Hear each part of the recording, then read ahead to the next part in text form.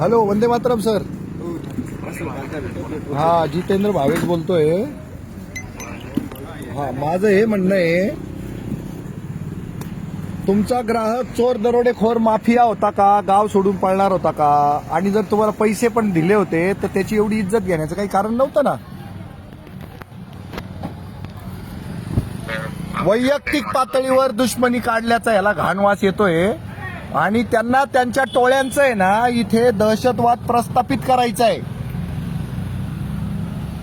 हो, हे बघा, दहशतवादच करायचा होता इथून पुढे. जर का खबरदार बँकेच्या नादी लागाल तर हा मेसेज होता त्याच्यातला. आम्ही सरपंचाची इकडून तिकडून खैर नाही ठेवत, तर तुम्ही कोण आहे की जाडकी पत्ती, असा सगळा प्रकार झालाय. सामान्य माणूस घाबरून जातो ना.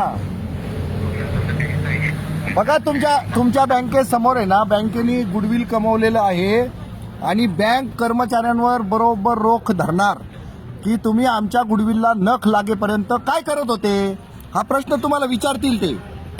कारण कामच इतकं भयानक केलेलं आहे ना तुमच्या माणसांनी की त्यांनी आता इथे हजर राहायला पाहिजे होतं. त्यांना माहिती होतं मी इथे येणार आहे, तर माझा सामना करण्यासाठी संबंधित ज्यांनी हा नालायकपणा केलाय ना त्यांनी आमचा सामना करायला हवा होता.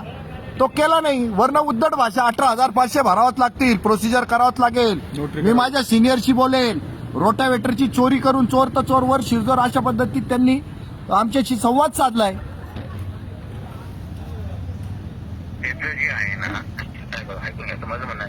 हा हा हा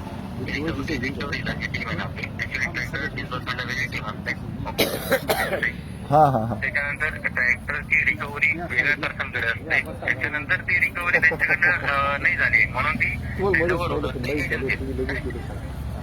बरोबर आहे. पण माझं काय म्हणणं आहे आता, ऐकून घ्या ना साहेब, माझं एक्सपिरियन्स करू द्या. माझं सगळं मी ऐकून घेतलं, सगळं मला सरांनी काल लिहून दिलं ना मला. ठीक आहे ना, म्हणजे पर्सन लिहून दिलं सगळं बरोबर होतं आणि मी ते एक्सप्लेन पण केलं आमच्या टीमला. बरोबर, त्यांना केस नंबर पण आलेला आहे प्रॉपर. असं काही नाही की केस आपण पुढे ढकललेली नाही आणि संबंधित जे डिपार्टमेंट आहे त्यांना आपण मेल पण टाकलेला आहे. म्हणजे जो मी सिस्टम टाकलेला ना त्याच्या व्यतिरिक्त मी पण केलेला आहे. पण आता याच्यात झालं काय, नेमकं जो अविनाश मोंडे त्याची तुमची कम्युनिकेशन झालं असेल, माझं चुकत नसेल बरोबर. हो बरोबर. तो त्याचा बॉस आहे सुट्टीवरती. बरोबर, आपण त्याचं एस्केलेशन कोणाला करणार, त्याच्या बॉसला करणार. ते आहे मॅन्डेटरी वरती. 14-15 दिवसांची त्याची काही सूट ते रजा असते, तेवढ्या दिवसांच्या ते मॅन्डेटरी होती. आता राहिलं प्रश्न तुमचा की तुमचं ट्रॅक्टर सोडवलेलं नाहीये. आता हे काल तुम्ही मला तर सांगितलं की ट्रॅक्टर तुमचा ऑलरेडी जप्त आहे. काल तुम्ही मला पावती दाखवली, पैसे मी सांगितलं की तुम्हाला पैसे भरले का, तुम्ही मला पावती दाखवली पैसे भरल्याची. बरोबर, ते साहेबांनी मला पावती दाखवली. आता मला हे कल्पना नाही की ट्रॅक्टर सोडवलेलं नाही अजूनही. बरोबर, आता राहिला पुढचा प्रश्न की आमच्याकडे जी प्रोसिजर होती ती आम्ही ऑलरेडी फॉलो केलेली आहे. आता तो व्यक्ती इथं आज आला नाही. ऍक्च्युली त्याचं काम होतं की आपण सकाळपासून एवढं सांगितलं नंतर. बरोबर, माझ्या माहितीप्रमाणे त्यांना पोलीस स्टेशनवरून फोनही गेलेला आहे. तुम्ही सांगितलं पण असं मला माहित पडलं बा, त्याचा फोनही घेतला आहे. बरोबर, तर आता जी प्रोसिजर आहे एस्केलेशन करण्याची ती आम्ही करू असं करा. तर माझं काय म्हणणं आहे, आता तुम्ही उद्या मी राहायला राहील किंवा मी भेटायला येतो तुम्हाला. ठीक आहे, बसून बोलून असं चालेल, काय अडचण नाही. आम्ही इथंच तुमच्याच दारात आहोत. रात्री स्वयंपाक होतोय, कीर्तन आहे, जागरण गोंधळ आहे सर, काहीच अडचण नाही. या तुम्ही निवांत या. तसं नका करू सर. मांडव लागला, तुमच्या माणसांना शूटिंग करायला लावा. मांडव लावलाय आम्ही. आता रात्री गोंधळी आम्ही बुक केली, जागरण गोंधळाची सुपारी दिली आहे आणि त्याच्यामध्ये मी हे सगळं सांगणार आहे की बँका कशी पिळवणूक करतात, कसा अन्याय करतात. अविनाश जाधवांनी कसं बुलडोझर चालवलंय त्याच्या घरादारावर, त्याच्या प्रतिष्ठेची कशी राख रांगोळी केली आहे ते सांगणार आहे. कर्ज काढणं हा काही गुन्हा नाही आणि कर्ज थकणं तर हा तर अजिबातच गुन्हा नाहीये. या देशात 10 लाख कोटी रुपयांचं कर्ज घेऊन लोक थोबाड काळं करून गेले, त्यांचं कोणी वाकडं करीत नाहीये. आणि आज कांद्याचा भाव नाहीये. सरपंच सारखा प्रथम नागरिक जो कधीही तुमचं गाव सोडून पळून जाऊ शकत नाही, त्याला तर आनंद इतका झालेला आहे, त्याला गगन ठेंगणं झालंय सर. तो आज लोकनियुक्त सरपंच आहे, किती प्रतिष्ठेची गोष्ट आहे. तो माणूस कशी बुडवू शकेल तुमचे पैसे. आणि रोटावेटर 1.5 लाख रुपयाचा आहे ना सर, त्याची अक्कल काय शेण खायला गेली होती का? की तू नेकेड ट्रॅक्टरचं जर तू कर्ज दिलं ना बाबा, तर तू नेकेड ट्रॅक्टर घेऊन जा ना. त्याला अक्कल नाही का ती? फक्त त्यांना दहशत करायची असते गोरगरिबांवर, आणि आमच्या नादी लागू नका, खबरदार, असा तो मेसेज आहे. त्याला जे करायचं होतं ते केलं ना. आता आपण जे आहेत ना, हो नाही, मग तुम्ही गंभीरपणे घ्या. You people are taking us very lightly.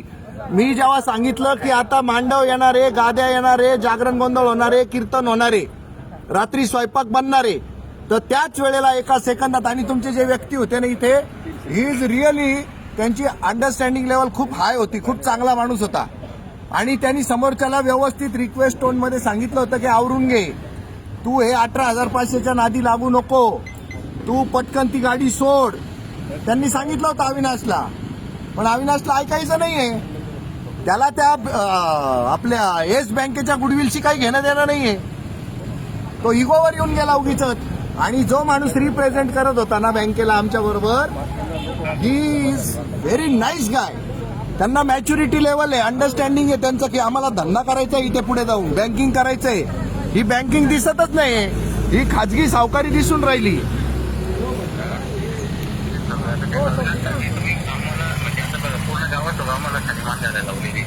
हो बिलकुल, आणि ते मी सांगून केलंय तुमचं.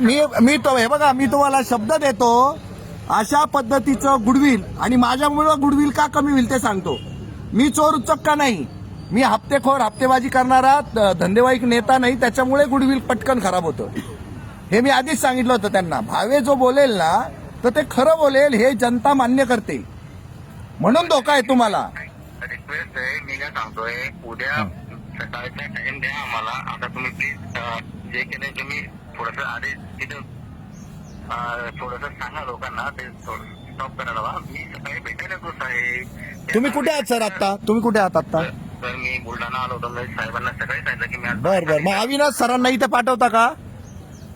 तो आता फोन उचलत नाही माझा दुपारपासून. मग बघा ना किती डेअरिंग आहे त्या माणसाची. आणि ज्याला ना वसुलीचं कॉन्ट्रॅक्ट दिलंय ना, तर त्याची शेवटी सगळ्या शेंड्या आपल्या हातात असतात. तर ऐकायचं त्यांचा बॉस आहे सुट्टीवर नेमका. तर आता आम्ही आमचे जे सुपर बॉस आहेत, म्हणजे आता माझे प्रतिभा आहेत, ते सर पण पुण्याला त्यांच्या ट्रेनिंगला गेलेले आहेत, बरोबर. म्हणजे सकाळपासून त्याच्याशी आमचा कॉन्टॅक्ट नाहीये. त्यांचा ते ट्रेनिंगमध्ये फोन आला होता, त्याच्याकडे फोन नाही, म्हणजे ते कॉल करतात. तुम्ही सकाळी केव्हा येणार आहे सर?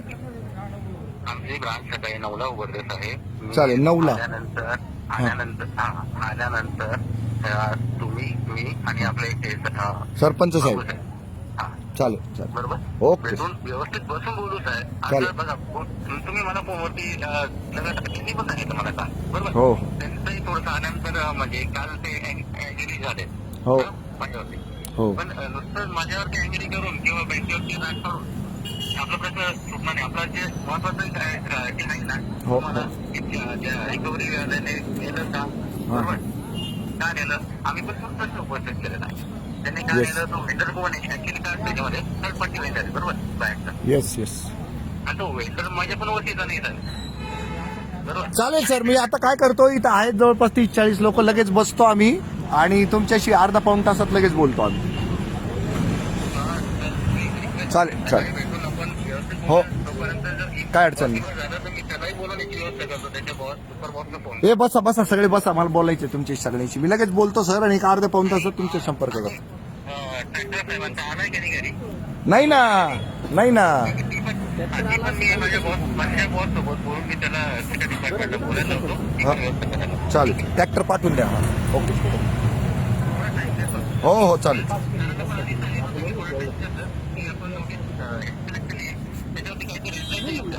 करतो सर. हे बसा बसा, पटकन बसा इथं सगळ्यांनी. चला, एक कोरं निवेदन टाईप करा. काय जाऊ द्या, या येत आहे.